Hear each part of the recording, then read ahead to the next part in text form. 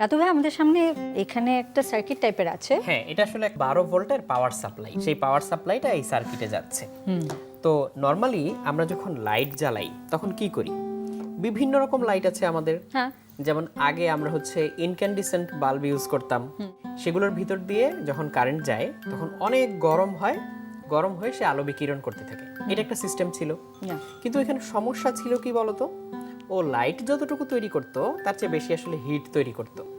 তারপরে আমরা পেয়েছি এই ধরনের সিএফএল বাল্ব, তাই না? এই সিএফএল লাইটগুলো, এর পুরো নামটা সিএফএল মানে হচ্ছে কম্প্যাক্ট ফ্লুরেসেন্ট লাইট। সো এখানে এই কম্প্যাক্ট ফ্লুরেসেন্ট লাইটে আসলে কি হয়? এখানে গোড়ায় যে সার্কিটটা থাকে ও হচ্ছে পাওয়ার লাইন থেকে বিদ্যুৎ নিয়ে এখানে খুবই হাই ভোল্টেজ ক্রিয়েট করে। আচ্ছা, হাই ভোল্টেজ ক্রিয়েট করলে এই যে পেঁচানো পেঁচানো টিউবটা, এর ভিতরে যেই গ্যাসটা থাকে তার ভিতর দিয়ে ইলেকট্রিক্যাল ডিসচার্জ হয়। তুমি বলতে পারো যে স্পার্ক টাইপের একটা কিছু হয়। তাহলে এর ভিতর দিয়ে যদি ইলেকট্রিক্যাল ডিসচার্জ হয় তখন এখানে যে গ্যাসগুলো থাকে, গ্যাসের অণুগুলোর ভিতরে ইলেকট্রনগুলো তখন হচ্ছে নাচানাচি শুরু করে। ইলেকট্রনগুলো একবার উপরে উঠে একবার নিচে নামে। কিন্তু ইলেকট্রন যখনই নিচে নামে সে হচ্ছে একটা রেডিয়েশন ছুঁড়ে মারে। এই রেডিয়েশনটা আমরা আবার চোখে দেখতে পাই না, এটার বেলায় যেটা হয়। কিন্তু সেটা তাহলে লাইট কিভাবে তৈরি করে? এই যে এর গায়ে যে সাদা রংটা দেখতে পাচ্ছ, এটা আসলে হচ্ছে হোয়াইট ফসফর। আচ্ছা। এর গায়ে যখন সেই বিকিরণটা বা রেডিয়েশনটা এসে পড়ে তখন এটা সাদা হয়ে জ্বলতে থাকে। সেখান থেকে আমরা আসলে এই লাইটটা পাই। তো এটা হচ্ছে সিএফএল এর কার্যনীতি। ভাই গ্যাসটার নাম কি বলতে পারবে আমাদেরকে? এখানে হচ্ছে বিভিন্ন রকম ইনার্ট গ্যাস থাকে যাতে হচ্ছে জিনিসটা নষ্ট হয়ে না যায় আর কি। আর একটু প্রেসারটা কমানো থাকে। প্রেসার কমানো থাকলে যেটা হয় যে হাই প্রেসারে জিনিসটা অত ভালো কাজ করবে না।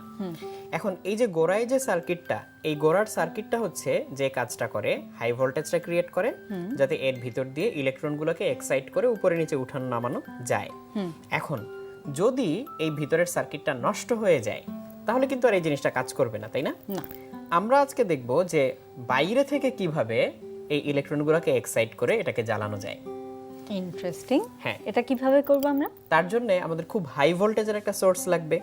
সেরকম একটা জিনিস হচ্ছে টেসলা কয়েল। এটা হচ্ছে নিকোলা টেসলা এটা তৈরি করেছিলেন, এই জন্য এটার নাম হচ্ছে টেসলা কয়েল। এখানে একটা কয়েল দেখতে পাচ্ছ, এটা কি তারের পেঁচানো কয়েল। কপার? হ্যাঁ, কপারের তার অনেক বেশি করে আচ্ছা পেঁচানো। আচ্ছা আচ্ছা।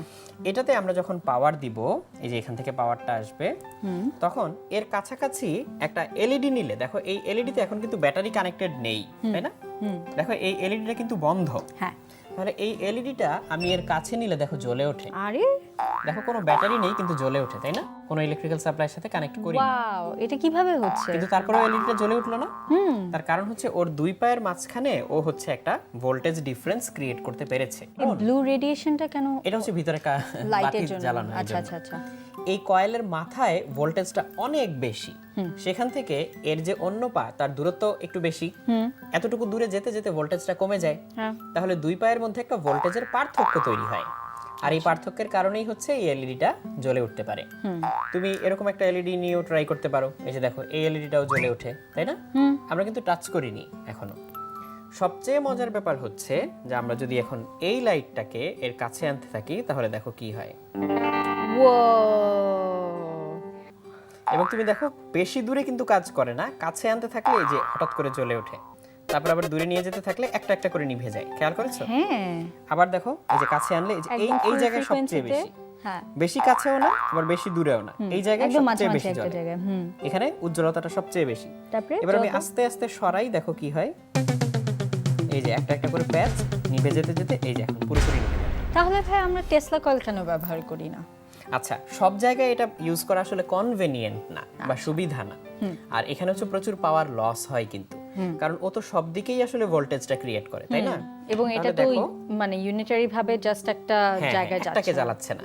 তাহলে দেখো আমি যদি দুই পাশে দুইটা ধরি তাহলে এটাকেও জ্বালাই ওইটাকেও জ্বালাই, যে কোনো দিকে ধরলেই কিন্তু হবে। সো এই জন্য এটা দিয়ে আমরা নরমালি হচ্ছে বাতি জ্বালাই না। তবে এই সেম প্রিন্সিপালটাই, তার মানে হচ্ছে ইলেকট্রোম্যাগনেটিক্যালি এনার্জি ট্রান্সফার করার যে বুদ্ধিটা, এটাই কিন্তু ওয়্যারলেস এনার্জি ট্রান্সমিশনে ইউজ করা হয়। আমরা আজকাল জানি যে অনেক মোবাইল ওয়্যারলেসলি চার্জ করা যায়, চার্জিং প্যাডের উপরে রাখলেই হয়, তার কানেক্ট করতে হয় না। ও তো এই প্রিন্সিপালটা এখানে সেখানেও কাজ খুব করছে। হাই ফ্রিকোয়েন্সিতে একটা ম্যাগনেটিক ফিল্ড ক্রিয়েট করা হয়। সেই হাই ফ্রিকোয়েন্সি ম্যাগনেটিক ফিল্ডের কারণে তখন হচ্ছে ওই মোবাইলের ভিতরের আর একটা কয়েল এনার্জি তৈরি করতে পারে, এনার্জিটা এইভাবে ট্রান্সফার হয়। আর এখানে ডিরেক্টলি আমরা বাতাসে একটা হাই ভোল্টেজ ক্রিয়েট করলাম, তাহলে এই তারগুলোর মধ্যে একটা ভোল্টেজ ডিফারেন্স তৈরি হচ্ছে এই প্যাচগুলোর মধ্যে, এই দেখো। তাহলে তার মধ্যে ভিতরে হচ্ছে ইলেকট্রনগুলো উঠানামা করার কারণে সে এরকম আলোটা তৈরি করতে পারছে। আচ্ছা, অনেক সময় দেখবে যে ম্যাজিশিয়ানরা যে ম্যাজিক দেখায়, যে কারেন্ট নাই কিছু নেই, তারপরে এই যে বাতি জ্বললো, তখন হয়তো টেবিলের নিচে এরকম একটা জিনিস লুকানো থাকলে চাইলে এটা দেখানো যাবে। তুমি যদি এটাকে বই খাতা দিয়ে ঢেকে দাও, তারপর হচ্ছে এই বাল্বটাকে এখানে নিয়ে আসো, তাহলে হঠাৎ করে বাল্বটা জ্বলে উঠবে। ভৌতিক কারণে এটা হচ্ছে, কিন্তু আসলে তো সায়েন্স। আসলে তো তা না, সায়েন্স আসলে হচ্ছে বাতাসে একটা হাই ভোল্টেজ ক্রিয়েট হচ্ছে এই জন্য।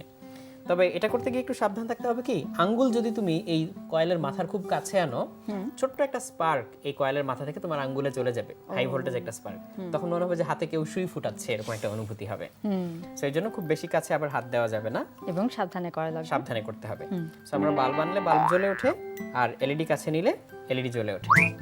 তাহলে ভাই আমাদের একটা ব্রেকডাউন দিয়ে দাও যে কিভাবে এই ছোট ছোট উপাদানগুলো আমাদের দর্শকরা অ্যাকোয়ার করতে পারে। এই টেসলা কয়েল হচ্ছে আস্ত একটা কিট হিসেবে অনলাইনে অর্ডার করা যায়। আচ্ছা, তখন এগুলোকে জোড়া লাগিয়ে নিলে তখন এরকম এই টেসলা কয়েলটা তৈরি করে নেওয়া যায়।